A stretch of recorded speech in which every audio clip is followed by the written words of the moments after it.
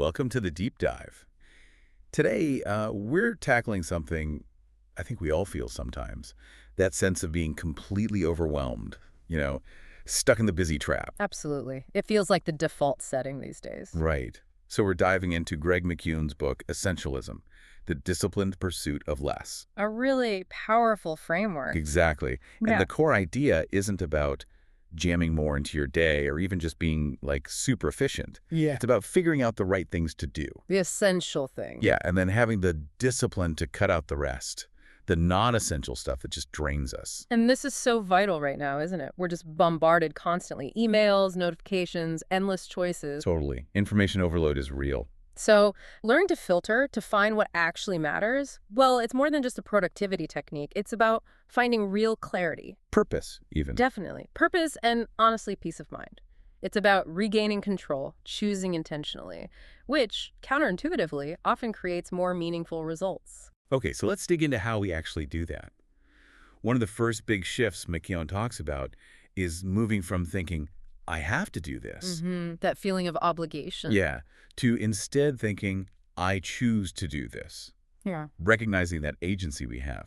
Even when it feels like you're backed into a corner, there's usually some element of choice in how you respond or engage. Right. So maybe take a second, think about your own to-do list, what feels like a non-negotiable have to right now. And then ask, is it really? Or is it something you're choosing, maybe unconsciously? That shift alone is pretty powerful.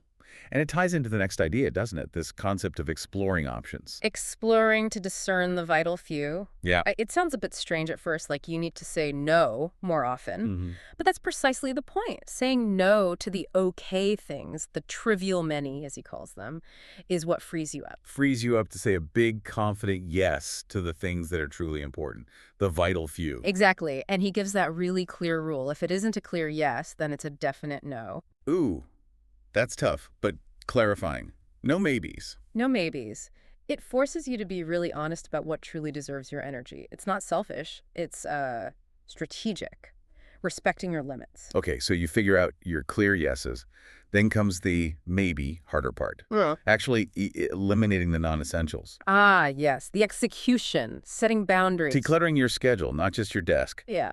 And learning how to say no without feeling awful about it. How do we manage that part? Well, the book offers some practical steps. That's where the 90% rule comes in handy. Right, the 90% rule. Explain that one. Sure. So when you evaluate an option or opportunity, you ask yourself, on a scale of 0 to 100, how important is this? Okay. If you rate it less than 90, it's a no. Wow, that's a high bar. Like 80 isn't good enough. No, according to this rule, an 80 is basically a 0. It sounds ruthless, but it forces you to only commit to things you're truly enthusiastic about, things that align perfectly with your goals. So practically, that means things like unsubscribing from emails. Yeah. Canceling commitments. Exactly. Unsubscribe ruthlessly. Say no to projects that aren't a 90. Maybe delegate tasks that someone else could do, freeing you up for your core essential work. Okay, that makes sense. Then there's the idea of executing the essential effortlessly. How do we make doing the important stuff easier? Yeah, it's not just about choosing, it's about doing it smoothly. This involves building routines, reducing friction for those essential tasks. So making it easier to start. Precisely. And celebrating small wins along the way helps build momentum. But a huge piece of this, often missed, is what McKeown calls protecting the asset. And the asset is... Your health, your energy, your mind, prioritizing sleep, rest, exercise. These aren't luxuries. They are fundamental. They're essential for doing the essential work. Got it. Absolutely. You can't pour from an empty cup, right? And this isn't a one-and-done thing either. It needs ongoing attention. Like checking in regularly. The book really champions a weekly review, a dedicated time to pause, reflect on what's working, what might be newly essential, and crucially, what else needs to go. So it's a continuous cycle of explore, eliminate, execute. Exactly. It's a discipline, the disciplined pursuit of less. So wrapping this up, the big takeaway seems to be trading that feeling of frantic busyness for intentional focus. Clarity over chaos. Well said. And there's a quote from McKeown that really sticks with me on this. It's simple but profound. If you don't prioritize your life, someone else will.